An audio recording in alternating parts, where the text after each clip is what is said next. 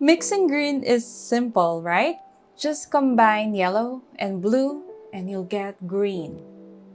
Uh, Let me try that again. Yellow and blue equals green. Okay, one more time. Yellow plus blue equals green? What's this? Okay, I swear this is the last one. Yellow mixed with blue equals green. Finally, a beautiful landscape green.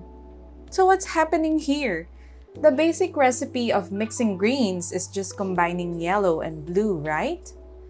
We've seen earlier that depending on the pigments we used, the results vary. But how do we know which yellow and which blue to use to mix our target green shade? Generally, a warm yellow and cool blue will yield a teal shade.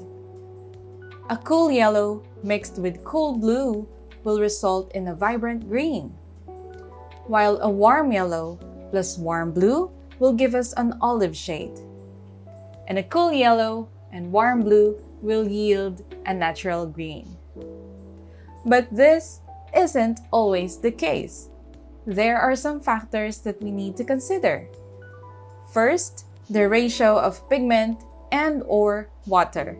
Look at these swatches.